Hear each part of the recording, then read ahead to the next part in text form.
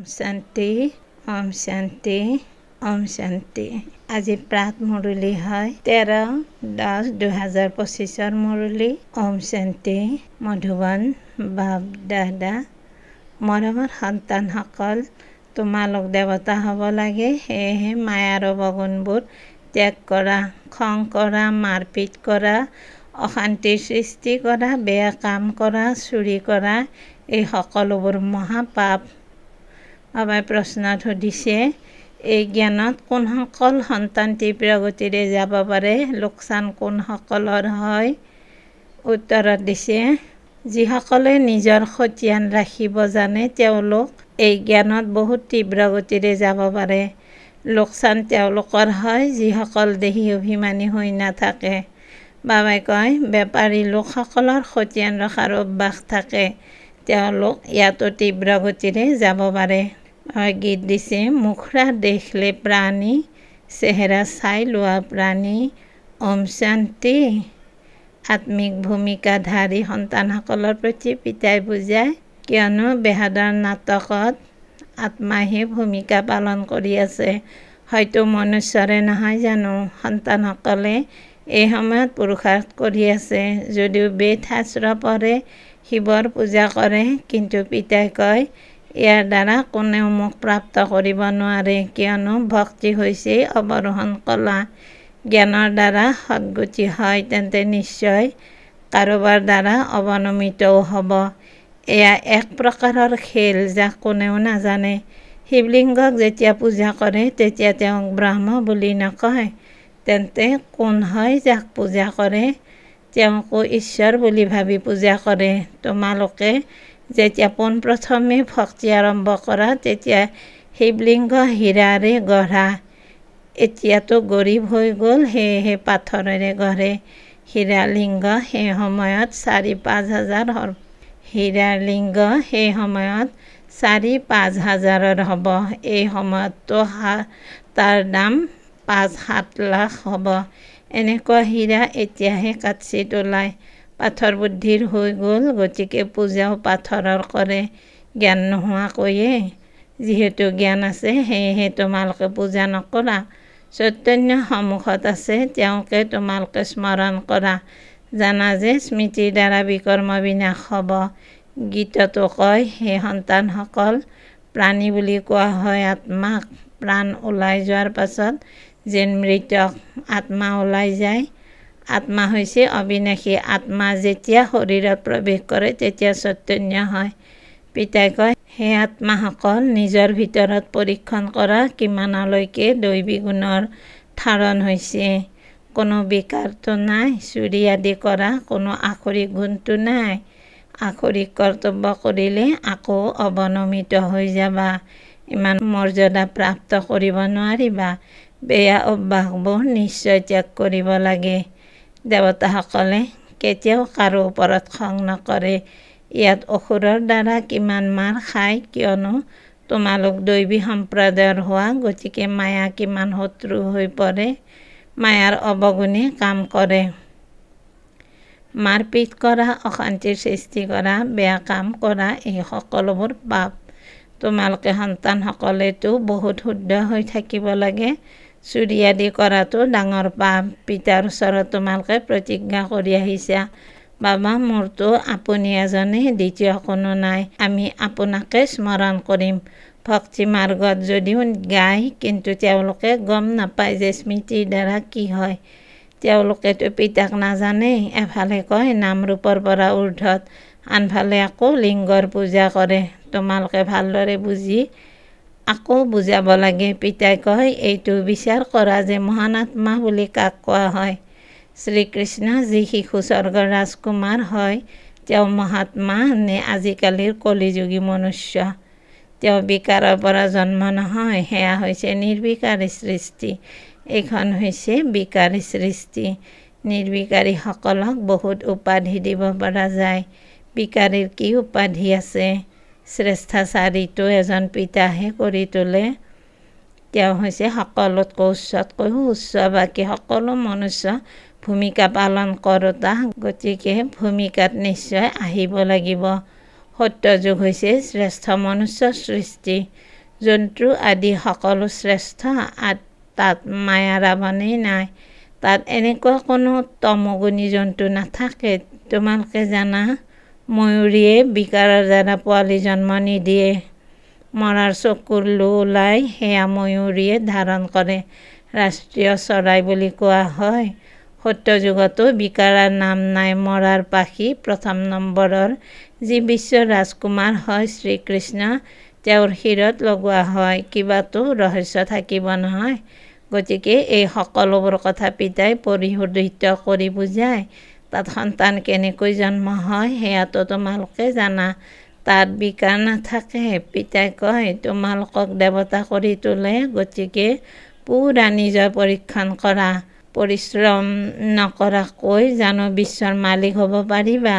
যেনেকৈ তোমালোক আত্মা বিন্দু, তেনেকৈ পিতাও বিন্দু। ইয়াত বিবুদ্ধিত পৰাৰ কোনো দৰকাৰ নাই।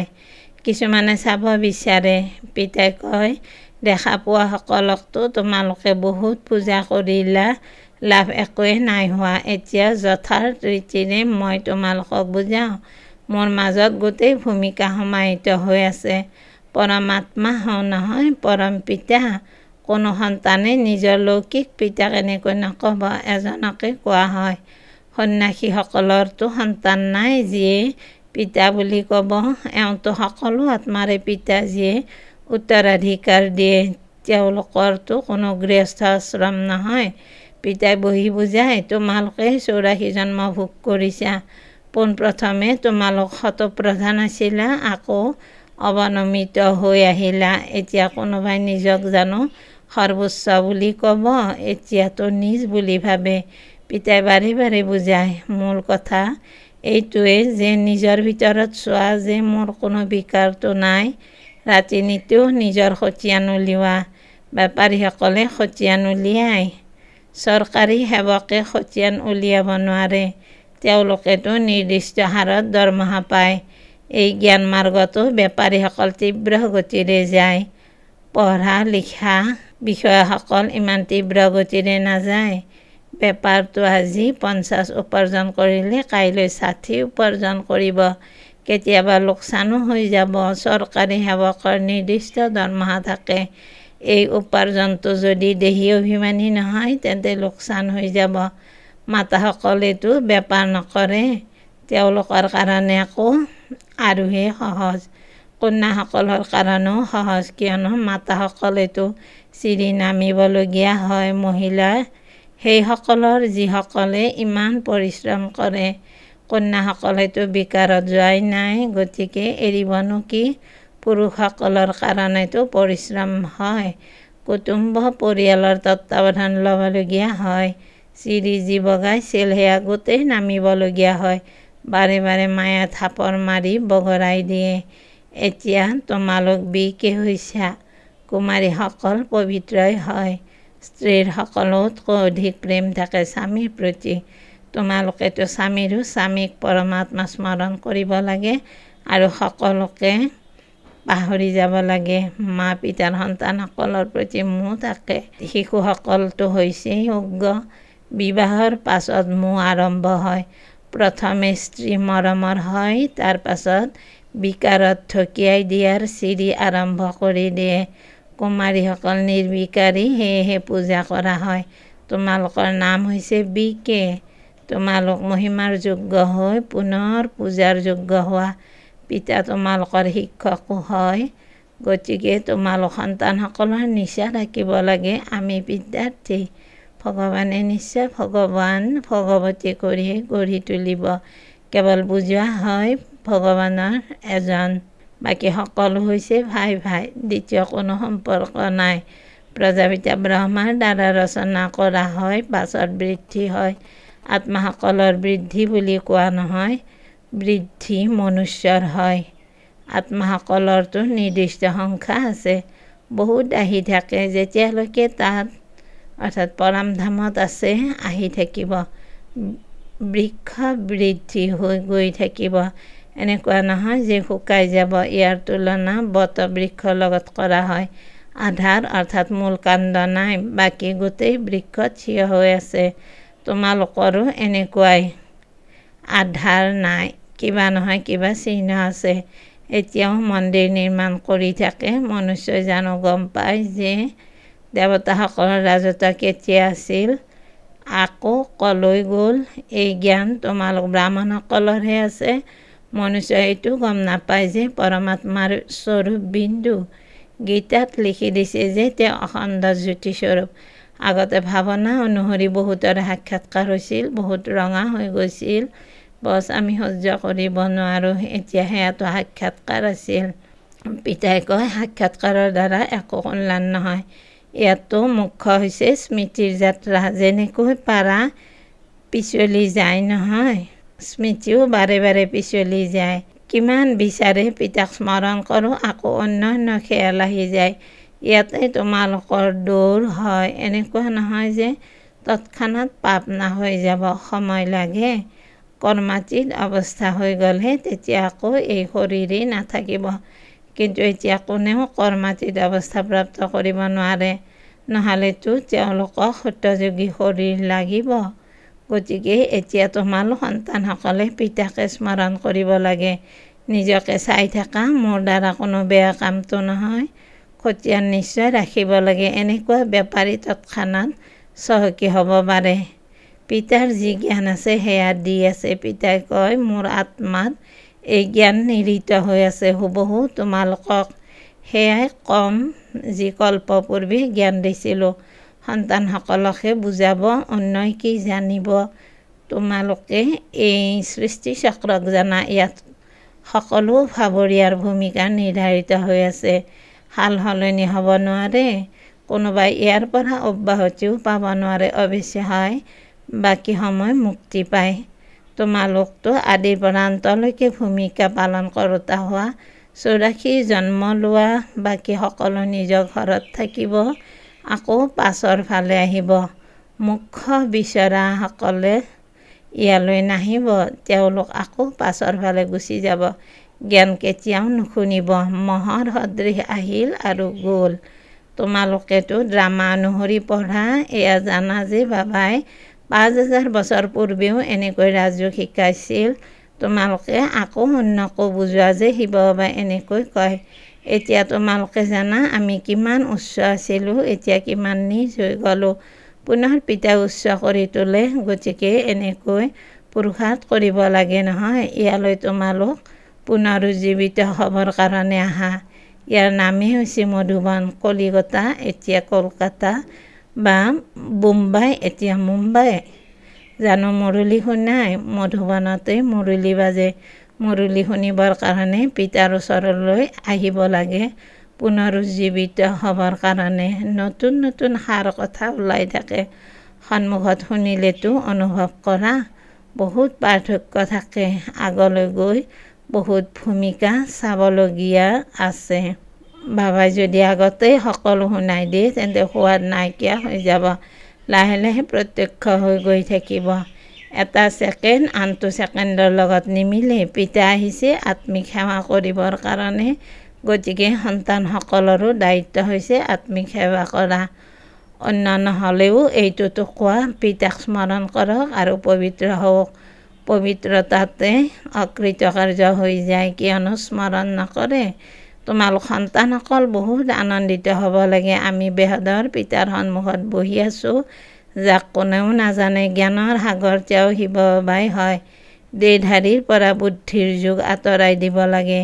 শিৱ বাবাৰ এওঁৰ ৰথ, এওঁৰ প্ৰতি সন্মান নাৰাখিলে তেন্তে ধৰ্মৰজাৰ দ্বাৰা বহুত দণ্ড খাব লাগিব। জ্যেষ্ঠজনক সন্মানটো দিবই লাগে নহয়। আদিদেৱৰ প্ৰতি কিমান সন্মান ৰাখে, জ্বৰ চিত্ৰৰ ইমান সন্মান, তেন্তে চৈতন্যৰ প্ৰতি কিমান ৰাখিব লাগে। ভাল বাৰু। অতি মৰমৰ কল্পৰ পাছত পুনৰাই মিলিত হোৱা সন্তানসকলৰ প্ৰতি মাতা পিতা বাপ দাদাৰ স্নেহপূৰ্ণ স্মৰণ আৰু সুপ্ৰভাত। আত্মিক পিতাৰ আত্মিক সন্তানসকলক নমস্কাৰ। আমি আত্মিক সন্তানসকলো আমাৰ আত্মাৰ মা বাবা বাপ দাদাক স্নেহপূৰ্ণ স্মৰণ, সুপ্ৰভাত, নমস্কাৰ নমস্কাৰ নমস্কাৰ। ধন্যবাদ বাবা, ধন্যবাদ।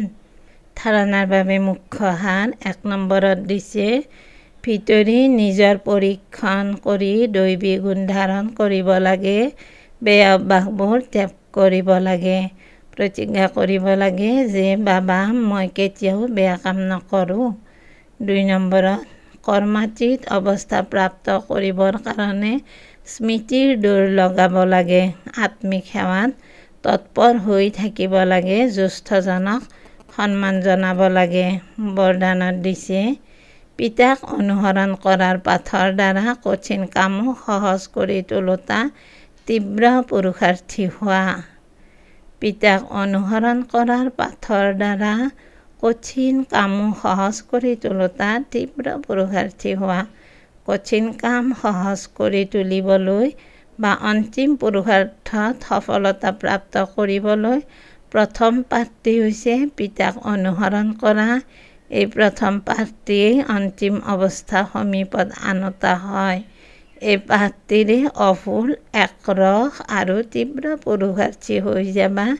কিয়নো যিকোনো কথা কঠিন তেতিয়া হয় যেতিয়া পিতাক অনুসৰণ কৰাৰ সলনি নিজৰ বুদ্ধি চলোৱা। ইয়াৰ দ্বাৰা নিজৰে সংকল্পৰ জালত আবদ্ধ হৈ পৰা। তেতিয়া সময়ো লাগে আৰু শক্তিও লাগে। যদি পিতাক অনুসৰণ কৰি যোৱা তেতিয়া সময় আৰু শক্তি দুয়োটা ৰাহি হ'ব, জমা হৈ যাব। শ্লোগান: সত্যতা আৰু স্বচ্ছতা ধাৰণ কৰিবলৈ নিজৰ স্বভাৱ সৰল কৰি তোলা। সত্যতা আৰু স্বচ্ছতা ধাৰণ কৰিবলৈ নিজৰ স্বভাৱ সৰল কৰি তোলা। ওম শান্তি, ওম শান্তি।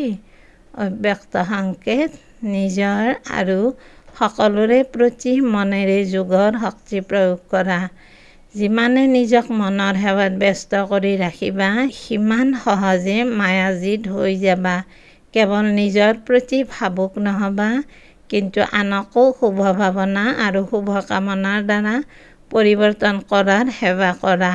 ভাৱনা আৰু জ্ঞান, স্নেহ আৰু যোগ দুয়োটাৰে যাতে সন্তুলন থাকে। কল্যাণকাৰীটো হৈছা এতিয়া বৃহৎ বিশ্ব কল্যাণকাৰী হোৱা। ওম শান্তি, ওম শান্তি, ওম শান্তি। ধন্যবাদ বাবা, ধন্যবাদ।